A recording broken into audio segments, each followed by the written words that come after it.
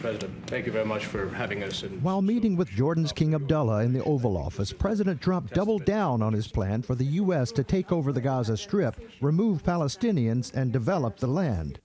We're not going to buy anything. We're going to have it, and we're going to keep it, and we're going to make sure that there's going to be peace, and there's not going to be any problem, and nobody's going to question it.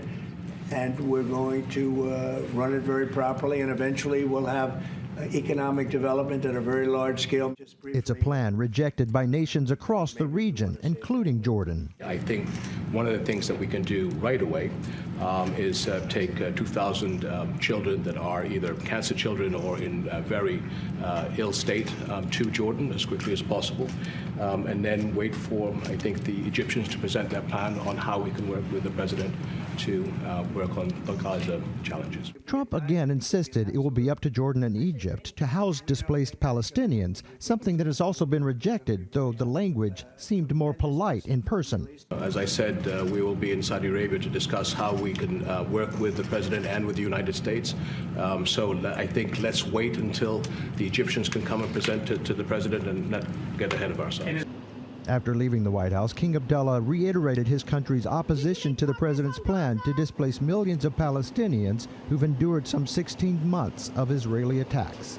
The Jordanian Foreign Ministry says there is an Arab, Egyptian, and Palestinian plan to rebuild Gaza without displacing its residents, and Egypt confirmed it will present a reconstruction plan. But a visit to the White House by the Egyptian president later this month appears to be in question after Trump's plan sent shockwaves throughout the region. Meanwhile, time is ticking down to a deadline set by the U.S. president on the ceasefire and hostage deal between Israel and Hamas. They either have them out by Saturday at 12 o'clock or all bets are off. The Israeli prime minister threatened to resume the war if hostages are not returned by the deadline.